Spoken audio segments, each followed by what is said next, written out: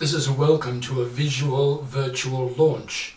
Unfortunately, in these days, we can't have a launch where everybody is present. In fact, as we're filming today, at midnight, Victoria, Melbourne will go into complete lockdown for 6 weeks, stage 3. So here we are, a virtual launch. My name is Peter Malone, Missionary of the Sacred Heart, and I'm here to introduce a book on Compass Theology Review, The History of Compass. I'm going to hold up the cover of the first issue to give you at least a visual impression. So, back in 1967, this was the first issue. Let me tell you about Compass. I hope many of you know it from the past. It had 50 years of existence, a theological review, from 1967 to 2016, when, I'm afraid, we had to succumb to the realities of so much moving online. So it was a print magazine for half a century. Let me tell you something about its history. Back in 1967, about a year and a half after the end of the Second Vatican Council, one of my confreres, Father Dennis Murphy, was teaching scripture at our seminary at Croydon in Victoria. And he was a bit concerned, asking, where do we get our information about Vatican II, and where do we get our leads for theological reflection? He said there were the histories, popular histories of the Council, which were very popular at the time. The documents were out, but then there were, I suppose, newspapers, popular magazines, and he felt it would be a good idea to have a focus on contemporary theology. So he decided to start the magazine and Compass Theology Review. Actually, he worked very hard. He got out 5 issues from June, July 1967 till the end of the year. The first issue was about original sin. And I'm sorry to have to tell you, but a lot of people weren't very happy with the theology. There were quite some disputes.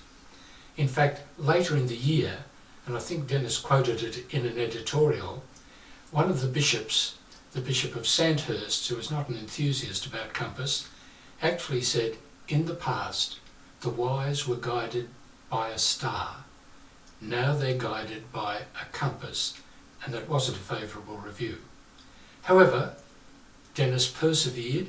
He wrote a lot of the first issue himself, not only under his name Dennis Murphy, but he took the pen name, his mother's surname, and his second name, and he turned into James Waters. So if you're looking at the magazine, James Waters and Dennis Murphy did a good job, a long job, a big job.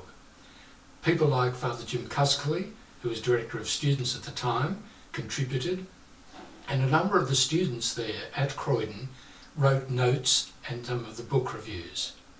Unfortunately, Dennis got hepatitis at the end of 1967, and so for the next 4 years he wasn't the editor, but he contributed a great deal. Peter Hoy became the editor, more or less, with help from Father Cyril Connolly. In 1972, I was asked by Dennis, would I take over the editorship, which was a bit flattering from Dennis because he was such an intellectual, and I thought, heavens.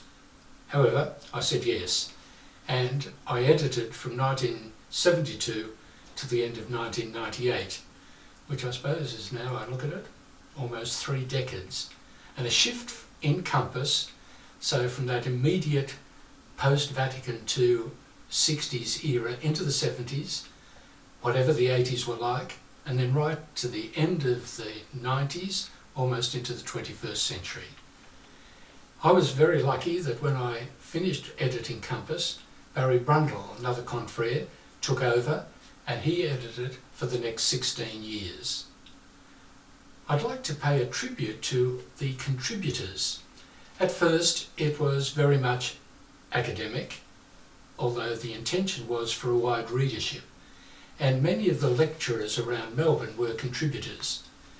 And as I went through writing this history of Compass, I noticed that gradually a number of sisters involved in religious education and catechetics started to contribute, and a number of lay authors. But principally, I suppose around Melbourne in those early years, a lot of the lecturers associated with the seminaries. In 1972, one of the things we tried to do was introduce a lot more reflection on Australian theology and spirituality, helped very much by my good confrere, the Redemptorist, Father Tony Kelly, whom I'm happy to say wrote the foreword for this book.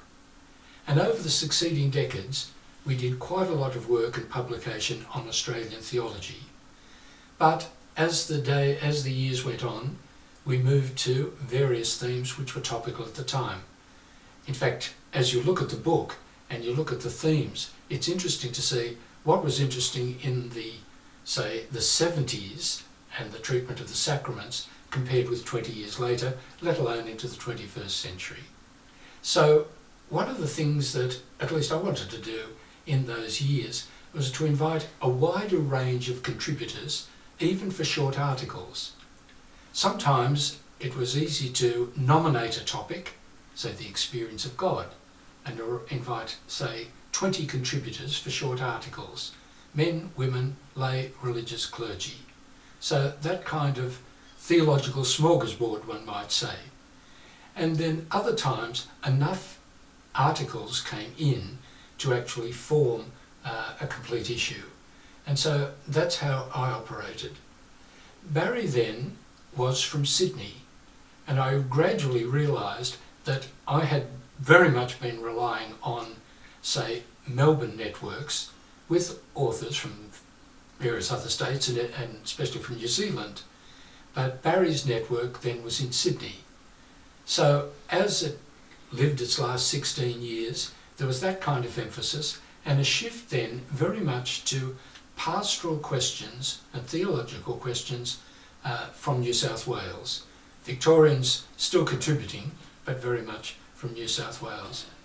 Another thing I'd like to add is that I think we broadened the scope of theology to practical theology. In fact, we had a discussion with the other theological magazines in the 1980s, Pacifica and the Australasian Catholic Record, and we decided there was a place for each of us, and ours would be Compass, a review of topical theology.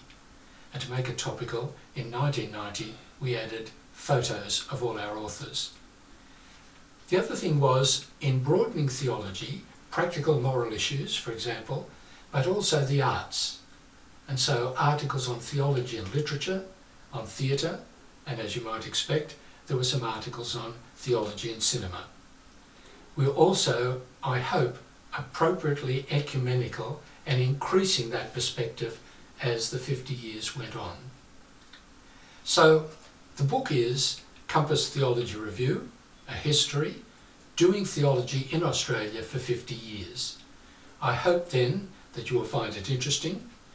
Perhaps not a book to read from cover to cover, but that'd be an interesting historical journey. Perhaps a book that people might prefer to dip into, the various things that interest them. There's an index and a list of all the authors with the page references and the year and month so that they can be easily found. The other index is in terms of themes and topics, and instead of putting the authors, we've put actually the issues in which those topics were discussed, because it's not just necessarily by one author, but there could be a whole issue on the same theme and well worth looking at. So this is an official presentation of Compass Theology Review, a history, doing theology in Australia for 50 years.